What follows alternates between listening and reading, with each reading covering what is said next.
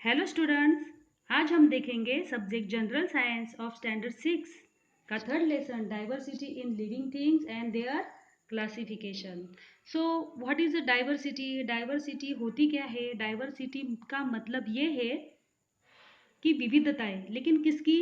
Of living things. Living things की विविधताएं हमें इस लेसन में देखनी है एंड देयर क्लासिफिकेशन ऑल्सो।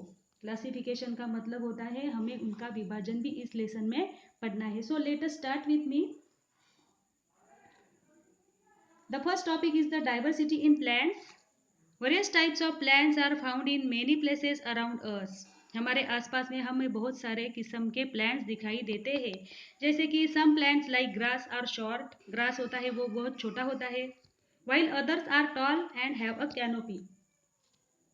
कुछ प्लांट्स ऐसे होते हैं कि वो ऊंचे होते हैं और वो मंडप जैसे दिखाई देते हैं। Some plants grow under water, कुछ प्लांट्स ऐसे होते हैं कि वो पानी के नीचे उनकी ग्रोथ होती है। while some others float on water, जैसे कि लोटस। लोटस देखो उसकी ग्रोथ पानी के ऊपर ही होती है। we find that some plants grow even in deserts, कुछ प्लांट्स ऐसे होते हैं कि रेगिस्तानी एरिया में भी उनकी ग्रोथ होती है, like cactus. Okay, moreover we find that there is a lot of variety in the same type of plant। देखो अगर प्लांट सेम टाइप का भी हो तो उनमें लॉट ऑफ वैरायटी हमें फाउंड होती है। जैसे कि for example there are different varieties of rice और व्हीट।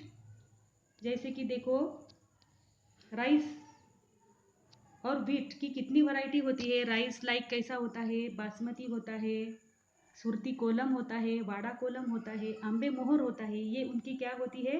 वैरायटी होती है। वैरायटी होती है ऑफ राइस की। और व्हीट की भी ऐसी ही वैरायटी होती है। Different types of roses and mangoes of different flavours. Roses भी अलग अलग किस्म के होते हैं, जैसे कि कुछ येलो होते हैं, कुछ रेड होते हैं, कुछ ऑरेंज कलर के भी होते हैं, जैसे कि काश्मीरी गुलाब आपने तो देखा ही होगा। And mangoes of different flavours. Mangoes जैसे कि देखो in Konkan region there is a Hapus. ये एक फेमस टाइप है इस मैंगो का, जैसे कि तोतापुरी वगैरह etcetera. Some plants grow even without stems. Some plants ऐसे होते हैं कि वो उनकी ग्रोथ विदाउट स्टेम के भी होती है, लीव्स और roots. These are very different from ordinary plants. Let us study this diversity among plants। अभी भी हमें इस लेसन में डाइवर्सिटी ऑफ प्लांट्स को अभी पढ़ना है। So let us start. देखो यहाँ पे क्या दिया हुआ है? Method of nutrition in plants. Plants make their own food in sunlight. Plants अपना फूड सनलाइट में बना लेते हैं। जैसे कि हमने लास्ट चैप्टर में देखा कि फोटोसिंथेसिस ये एक ऐसी प्रोसेस है कि प्लांट्स अपना फूड खुद बना लेती है in the presence of sunlight. Such plants are called autotrophic plants. उन्हें क्या कहते हैं हम? Autotrophic plants. For example the hibiscus, pomegranate, periwinkle etcetera. Some plants like funguses, loranthus, dodder use other plants for food and are said to be heterotropic। जैसे कि कुछ plants ऐसे होते हैं, फंगसेस, लोरेंथस एंड डॉडर, वो दूसरे प्लांट्स को अपना फूड बनाती है, उन्हें हेटेरोट्रोपिक कहते हैं। Plants like the pitcher plant even consume insects, they are insectivorous. ये पीचर प्लांट होता है, जैसे कि वो घटपर्णी प्लांट होता है एक, वो क्या करती है? उस पर जो भी इंसेक्ट बैठता है उसे वो अपना फूड बना लेती है। So it is called insectivorous. Then देखो यहाँ पर हमें the structure of a plant को देखना है। Plant structure can generally be divided into two parts, the stem which grow above the ground and the root which grow below the ground surface. देखो plant की संरचना ऐसी होती है कि उसके दो पार्ट्स होते हैं। एक पार्ट वो होता है जो जमीन के ऊपर का जो पार्ट होता है प्लांट का, वो एक पार्ट, और दूसरा पार्ट उसका अंडर द ग्राउंड सरफेस, यानी कि उसके रूट्स होते हैं। The stem which grows above the ground and the root which grows below the ground surface. The root, stem and leaves are the main parts of plants from time to time. Plants bear flowers for reproduction. देखो plants को flowers होते हैं for reproduction. कैसे? Flowers are transformed into fruits. Flowers का conversion fruits में होता है, और फ्रूट्स हैव सीड्स, और फ्रूट्स को सीड्स होती है। Some seeds give rise to new plants, ये जो सीड्स होती है वो नए प्लांट्स को प्रोड्यूस करती है। देखो अब हम देखेंगे the parts of plants. So the first part is the flower. This is the most attractive part of a plant. It is connected to the stem by a stalk which may be long or short. A flower has a typical color and shape. The flower is an important means of reproduction. ये जो flower होता है वो अपने stock से किससे connected होता है? स्टेम से। ओके, और स्टेम की हाइट भी कैसी होती है? लॉन्ग और short. A flower has a typical colour, flower का अपना एक कलर होता है और शेप होता है। And it is the main source of reproduction, जैसे कि फूलों की वजह से ही फ्रूट्स मिलते हैं, और फ्रूट्स में जो भी सीड्स होते हैं उनकी वजह से reproduction takes place. Okay, then the next part is the leaf. The leaf is a flat, it plays an important role in the production of food, जैसे कि फोटोसिंथेसिस हमने लास्ट वीडियो में पढ़ा ही था। Leaves are mainly of two types, जैसे कि simple having only one leaf and compound leaves more than one leaf. Okay, then the next part is the stem. The height, shape and size of a plant depend upon the stem. plants का जो भी height होता है, size होती है और shape होता है, वो किस पर निर्भर करते हैं? the size of the and height of the stem. Okay, the stem carries out the functions of production, conduction and storage of food. ये stem का main part क्या है? प्लांट्स के जो भी पार्ट्स होते हैं उनको वो फूड पहुंचाता है, फूड को स्टोर करके रखता है और उनका प्रोडक्शन भी करता है। जैसे कि इस फिगर 3.2 में देखिए, यहाँ पे the structure of a plant दिया हुआ है। So the main function of stem is to absorb water and nutrients from the roots and it gives to the other parts of a plant. Okay, then the next part is the fruit. Fruits have different shapes. Fruits contain one or more seeds. The pods of beans and peas are actually fruits. ये जो pods and of beans and peas होते हैं वो vegetable नहीं, तो actually क्या होते हैं? fruits होते हैं. Then the next part is the root. Roots hold the soil firmly and anchor the plant. Roots soil को पकड़ कर रखती है और प्लांट को सपोर्ट करती है। The main function of the root are to absorb and transport water and nutrients from the soil. पहले वो क्या करते हैं? वाटर और न्यूट्रिएंट्स को एब्सॉर्ब करते हैं from the soil and it gives to the stem. The roots of the carrot and radish also store food. There are two types of fruits, tap root and fibrous root. यहाँ पे देखो tap root दिया है किसका? Hibiscus और banyan tree, ये इनका example है।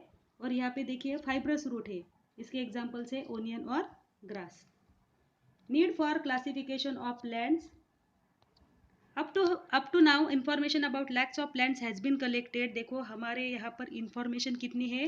more than lakhs of plants.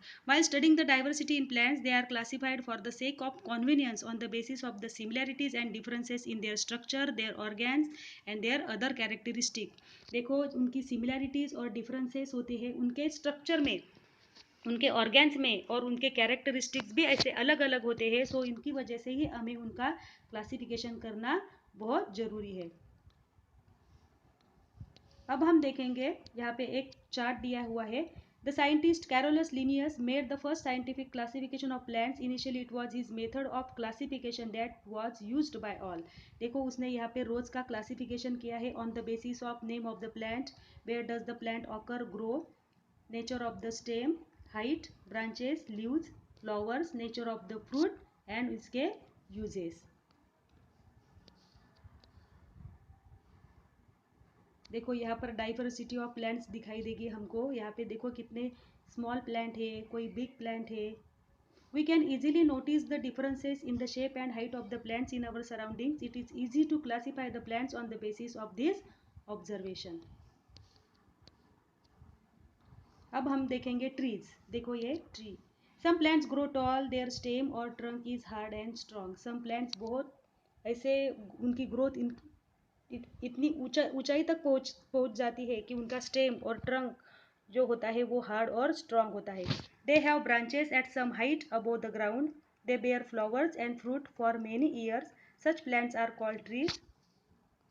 Trees are tall, big and perennial, जैसे कि they live for many years.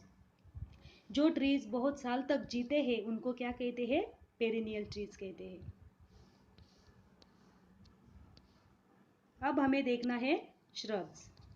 Some plants grow close to the ground. They give out branches very close to the ground. Some plants उनकी growth कैसी होती है? Very close to the ground and give out branches very close to the ground. उनकी branches भी होती है वो उनकी growth very close to the ground तक होती है. They are shorter and smaller than trees. वो कैसे होते हैं? बहुत ही शॉर्टर होते हैं और स्मॉलर होते हैं than the trees. But they have a thick and hard stem. लेकिन उनका जो स्टेम होता है वो कैसा होता है? हार्ड एंड थिक होता है. The oleander, hibiscus, lantana, koranti and rose are shrubs that may grow up to 2 to 3 metre. ये जो हमने अभी प्लांट्स देखे वो कब तक उनकी ऊंचाई होती है? 2 to 3 मीटर्स. अब हमें देखना है herbs.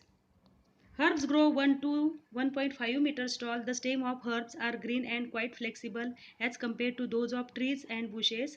Herbs may live for a few months or up to 2 years. Herbs की जो लिविंग लाइफ होती है वो कितने तक होती है? सिर्फ फ्यू मंथ्स और अप टू 2 years तक ही होती है. According to the size and height of their stem, plants can be classified into three types: trees, shrubs and herbs. किसके हिसाब से? उनका size, height of their stems. Plants can be classified into 3 type जैसे कि trees, shrubs and herbs. अब हम देखेंगे vines. Some vines need vertical support for growing. देखो यहाँ पर वर्टिकल सपोर्ट लगा हुआ है, ऐसे ऐसे ऐसे. ये किसका वाइन है? पंपकिन का. While some other spread on the ground. देखो जैसे कि यहाँ पर कुछ ऐसी वाइन्स है वो स्प्रेड हुई है ग्राउंड तक.